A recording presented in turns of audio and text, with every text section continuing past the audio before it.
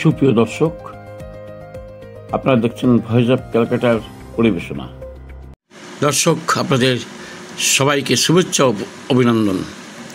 আমাদের সংবাদ প্রতিবেদনের এই পর্বে অশান্ত নেপালের পরিস্থিতির খবর দেখবেন। নেপালে জেনজের নেতৃত্বে সোশ্যাল মিডিয়া ব্যানের বিরুদ্ধে বিশাল গণবিক্ষোভ, রণক্ষেত্র কাঠমান্ডু, নিহত 16, আহত শতাধিক। এখন বিস্তারিত। নেপালের রাজধানী কাঠমান্ডু আজ তরুণ প্রজন্মের জেনজে নেতৃত্বে ব্যাপক গণবিক্ষোভে রণক্ষেত্রের চেহারা নেয়।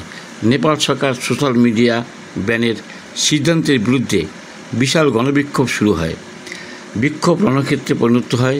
এ সময় জনরোষ ঠেকাতে পুলিশের সাথে তুমুল সংঘর্ষে 16 জন নিহত ও শতাধিক আহত হওয়ার খবর পাওয়া গেছে। নেপালের রাজধানী কাঠমান্ডু আজ সোশ্যাল মিডিয়া ব্যান ঘোষণা হতেই আজ হাজার হাজার যুবক কাঠমান্ডুর রাজপথে অবতীর্ণ হন। তারা স্লোগান দিয়ে সরকারের এই সিদ্ধান্তের বিরুদ্ধে প্রতিবাদ জানান। শুরু হয় পুলিশের সাথে ব্যাপক সংঘর্ষ।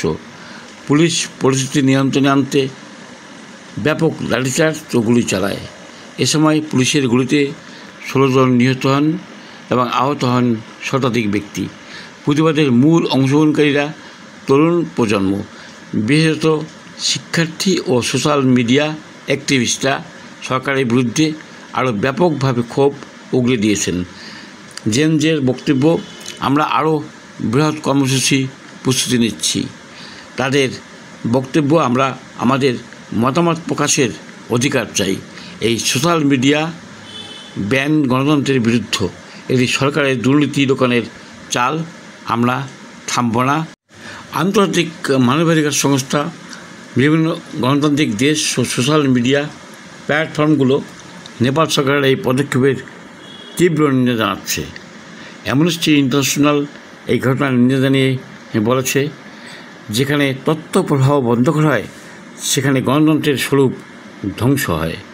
এই ঘটনার অন্তরালে নেপালের রাজনৈতিক প্রেক্ষাপট উল্লেখ করতে হয়। গত এপ্রিলে রাজতন্ত্র পুনঃপ্রতিষ্ঠার দাবিতে উত্তাল হয়েছিল নেপাল। তখনও প্রধানমন্ত্রী কেপি ওলি কঠোরভাবে আন্দোলন দমন করে কোনো রকম গদি সামলিয়েছিলেন। কিন্তু এবার দুর্নীতির অভিযোগে ক্ষমতার বিরুদ্ধে জনগণের প্রতিবাদ তীব্র আকার ধারণ করে। সরকার এখনও পর্যন্ত পরিস্থিতি শান্ত করার কোনো পদক্ষেপ নিতে পারেননি।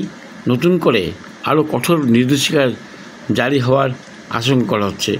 পরিস্থিতি আন্তর্জাতিক পর্যবেক্ষকরাও নজর রাখছে। তবে তরুণ যুবক ও সরকার মুখোমুখি আরও ব্যাপক সংঘর্ষের ছড়িয়ে পড়ার আশঙ্কা করছে। Voice of Calcutta.